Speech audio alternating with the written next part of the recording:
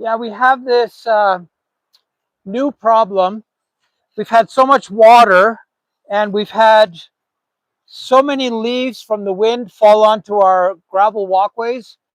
So they're completely clogged up. But what's really interesting about it is they're all plants, desirable plants. We have no weeds growing here. We have lots of English ivy here that I'm going to harvest. And so it allows us to transplant this near the river, and it gives us a new chance of covering more areas of our garden. The only danger with that is when you keep transplanting the same plants, your garden sort of takes on this look of the same plants over and over again. So we're very cautious about that. We've been trading a little bit with gardeners and garden centers. So that makes a bit of a difference if we can trade English ivy for something else. And the objective of this garden has always been this immense amount of biodiversity. We have the same problem here, is that these plants are so full of water that they can't support their own weight. So we always have to be cautious about making sure the plants aren't falling over and crowding out other plants.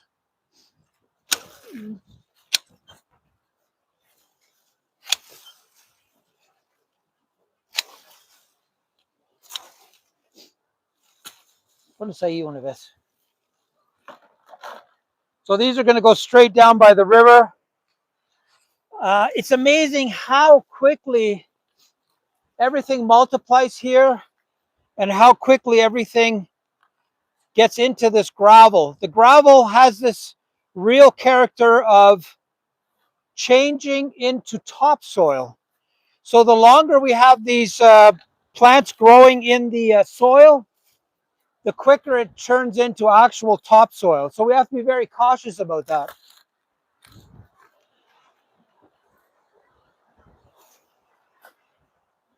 We have lots of humidity from the river. So there's all kinds of humidity coming and keeping these plants going strong. We have lots of polka dot plants everywhere. So the plants that you have in your supermarket, the house plants, they're growing everywhere here.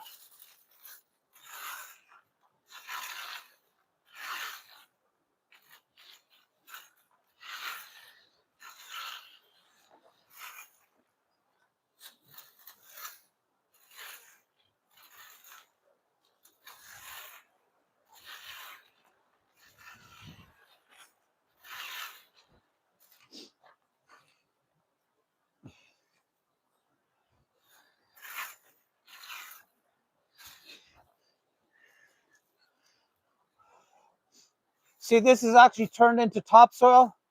It's not gravel anymore. It's like perfect soil. So the roots have that ability to turn gravelly soils into this great topsoil.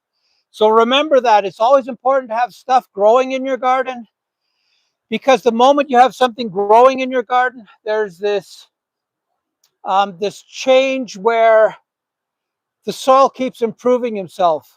The worst part of gardening is having bare soil. Remember that. Never have bare soil.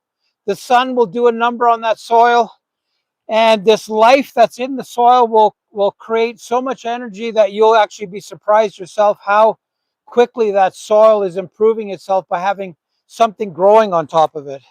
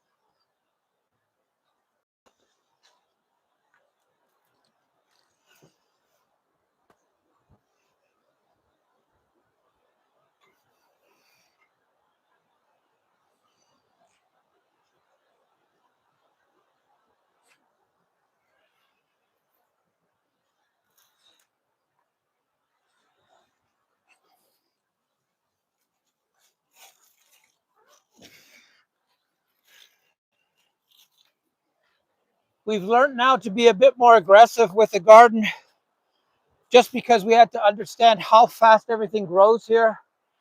And it is quite fast, so we can be quite aggressive with these plants and give everything a fresh start. We have lots of dead leaves that are hindering the growth as well. So we like to clean out around the bases of these plants to give literally everything a new chance. And sunlight is at such a premium here. We have to be very careful that we allow our plants to get sunshine because the sun doesn't shine so much anymore. The weather's completely changed in Ecuador. It's been getting a lot wetter the last 2 years.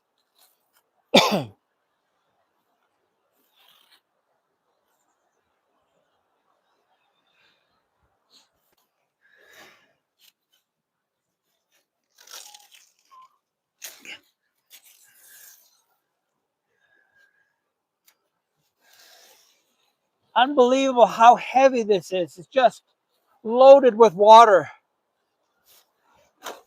I like to cut it up a bit just to get the size down a bit so it's easier to compost.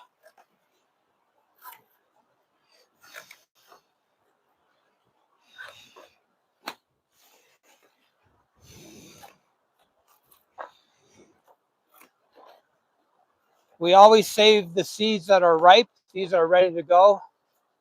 These aren't. So we keep these. We always have a stash of them.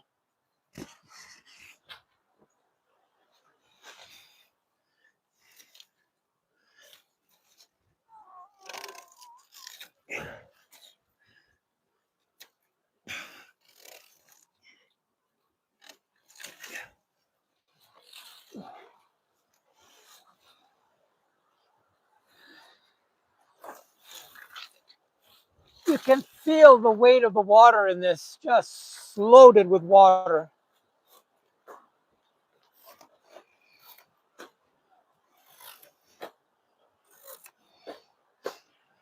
So we got to get this gravel clear of all the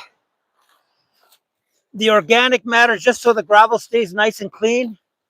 That's the objective. More seeds. And we put these along the river's edge. They do really well close to the river, like everything else.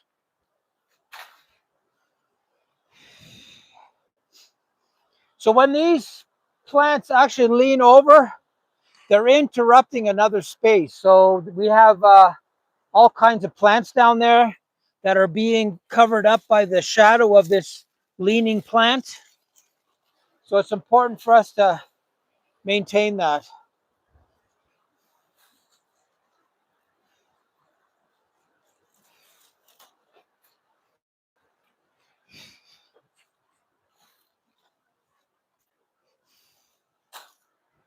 Okay, Laura.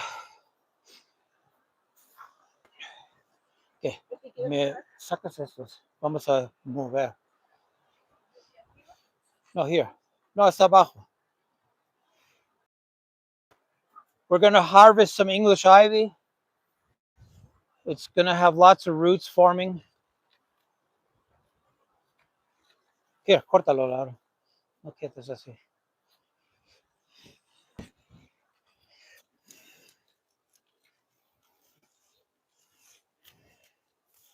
We do this every 3 months. We get this additional set of English ivy that we can use in other parts when we need to make sure that we don't lose river's edge. English ivy is probably one of the best plants to protect the shoreline.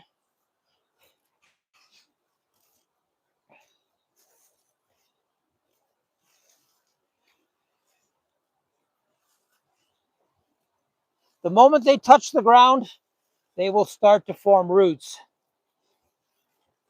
We did a really nice job on this curved wall, really nice, but you can't see the wall anymore. So it could have been, half as perfect as we made it because the English ivy would have covered it all up anyways.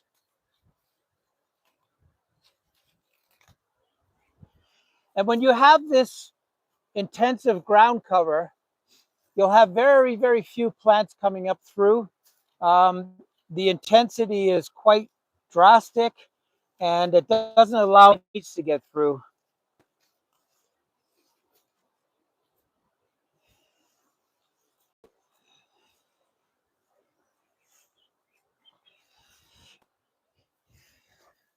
Ahí hay mucho flojo, Laura.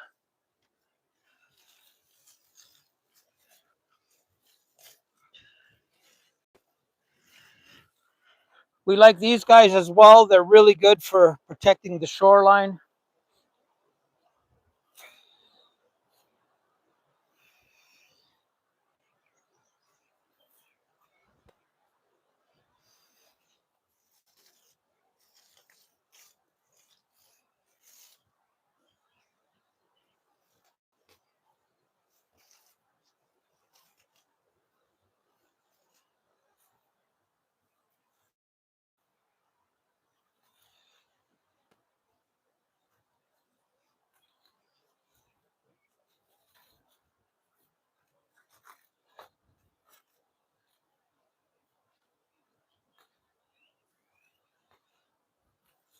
So for example, with the English ivy, it's really easy to have taller plants growing out of this.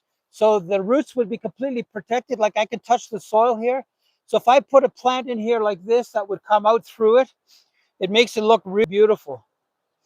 So keep that in mind, is that you can punctuate the garden by doing that. But these solid ground covers. Okay, so we're going to get all this stuff that we've harvested into the river shore bank. And my internet doesn't reach that far, so we're going to stop the video now.